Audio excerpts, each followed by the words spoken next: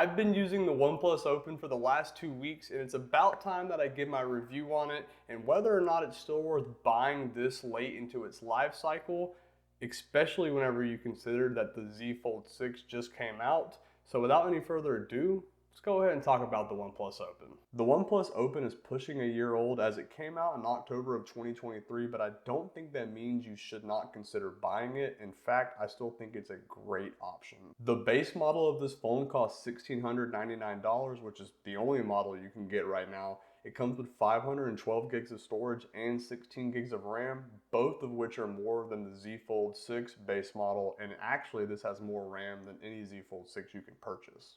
On top of all of that, this phone, while it is still a year old, it has a bigger internal and external screen. It has a bigger, better battery. It has faster charging at 67 watts. It has more RAM, more storage on the base model, and higher megapixel cameras. Of all of those features, I really want to talk about the displays though. The 6.3-inch external screen on this phone is the same size as the Z Fold 6, but the aspect ratio is wider. So actually, I find using the external screen on this phone much better because it's actually usable. That narrow candy bar screen I have found very awkward to use. This one though, I have no problem using it at all. And in fact, before I traded my iPhone 13 Pro Max in, I compared them. The 13 Pro Max was a little bit wider, but it was very close. So using this external screen has been an absolute joy, and it has not felt like a compromise on the OnePlus Open. I also really want to talk about the internal screen as well. This one has a 7.8-inch screen, which is a little bit bigger than the Z Fold 6, and the aspect ratio is wider, so it's more of a square shape, and I've actually found that to be better.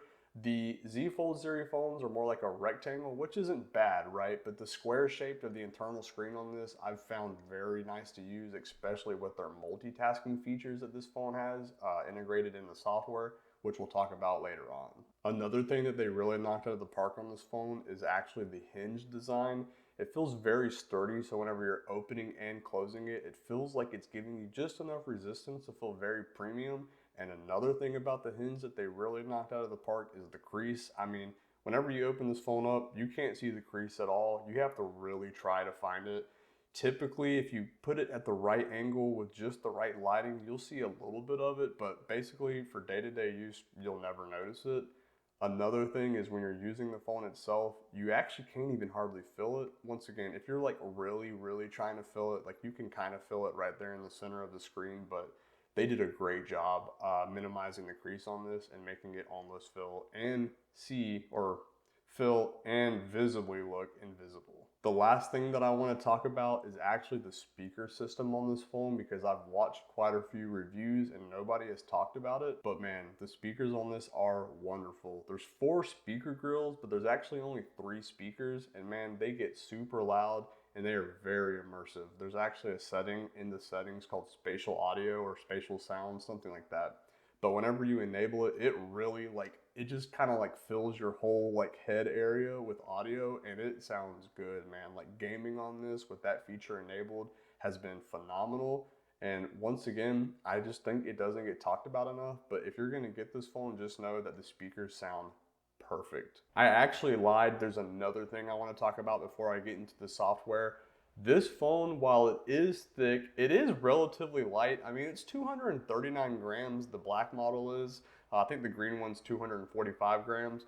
It's not like super heavy to where it's unenjoyable to hold. In fact, I've actually found the weight distribution to be quite nice because I can easily hold this thing with one hand, especially using that camera bump to help me hold it up, and it doesn't feel awkward at all. I mean, I can use this one-handed all day long.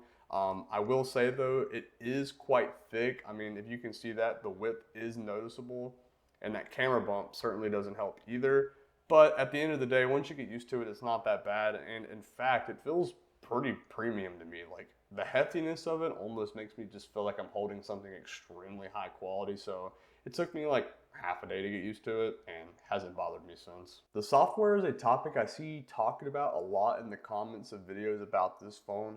And I'm just gonna be honest with you, man, I had some concerns about that whenever I got it, but so far I've been loving it, and I really don't think that Samsung has any one up over this. No pun intended. Other than the fact that they have some of that like AI stuff going on, which is cool, but a lot of it seems rather gimmicky, so I don't think that I'm missing out on that much. It's running Android 14 with OnePlus's Oxygen OS over it, and I've been enjoying the experience so far, and really, I don't have anything to complain about. If I had to nitpick though, there is something I will say. The only thing I've noticed that I'm not a huge fan of is occasionally, whenever you have the phone in tablet mode like this, let's say I go to open up an app like Clash of Clans, see how I'm holding it this way? It opens up in a completely different layout. So I have to like rotate the phone to be able to use it, which once again, not a huge deal, but I do wish that they would just force it to open up in the layout you're holding it. So if you're holding it like this, everything would open up like that. If you're holding it like that, it would just automatically open up like that as well. Once again, not a huge deal. I just figured if I had to find something to complain about, that would be the one thing that I had to gripe. So yeah, that's literally it. Like, that's the only complaint that I have about the software. Other than that, it's been phenomenal. It's super smooth. Performance is great. No lag. I like the layout. I really have nothing to say. I'm gonna go ahead and talk about the biggest pro about this software though, and where I think this actually beats the Z Fold series phones, is what they call Open Canvas. So let's go ahead and talk about the actual multitasking capability of the OnePlus Open. I'm gonna go ahead and just tell you it's pretty phenomenal. Let's go ahead and get into it though. So like, let's say for example, I have like a browser open, right? So I've got my browser open, and then I'm like, you know what? Actually, I also want to be able to, I don't know, let's like check email or something. I can actually click and drag an app, right? Now I've got split screen. I can tap these little bars up at the top, so I can actually do that to expand it. So now I get a full screen application. I can go back to that one that was also full screen. But here's where the OnePlus's multitasking capability really shines. You can have 3 applications open on the same screen at the same time. So I don't know, let's just open up the McDonald's app. So as you see there, I've got 3 apps open. It actually brings it down, so it'll bring it down like on the bottom. So you have to actually kind of swipe back up to be able to get to your other applications.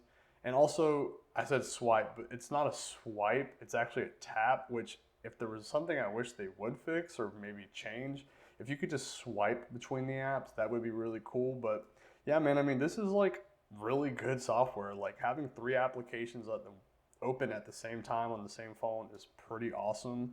I can also change this so it's like full screen. I can even just switch the app from here. So if I wanted to get out of my email, I could click switch app and I could just open up like Amazon.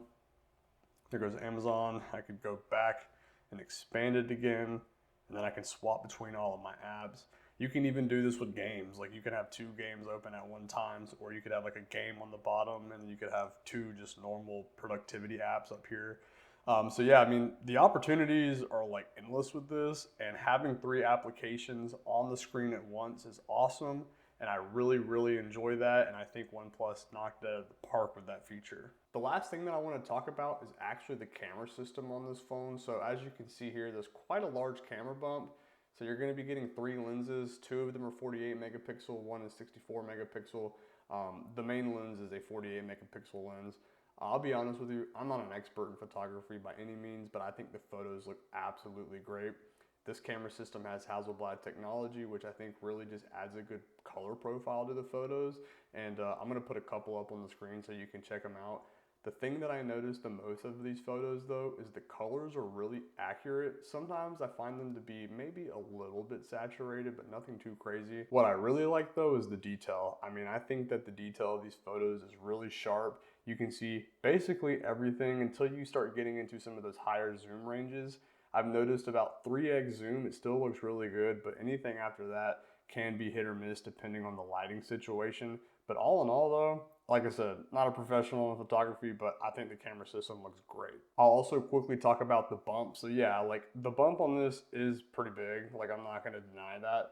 What I have found though is that it actually acts as a finger rest. So whenever you're holding this phone with one hand, you can prop your finger up on that and it actually makes it really comfortable to use it one-handed. And while not probably a feature they wanted it to be, it's a feature that I've found it useful for. So yeah, you could just consider that to be like a place to rest your finger. The front facing camera is a 20 megapixel sensor. I'm gonna be honest with you, it's not very good.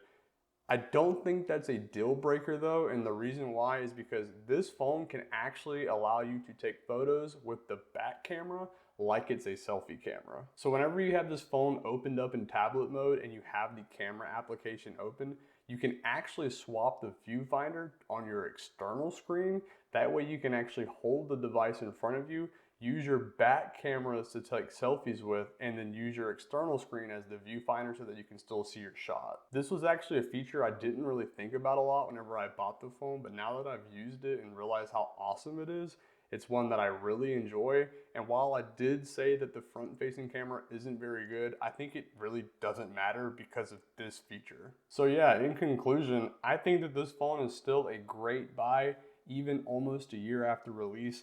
And the reason why I think you should be considering this phone over the Z Fold 6 is because it's cheaper. It's cheaper and it has more storage and more RAM at that cheaper price. So realistically, I think that you should definitely be considering the OnePlus Open because I just think it's a better value.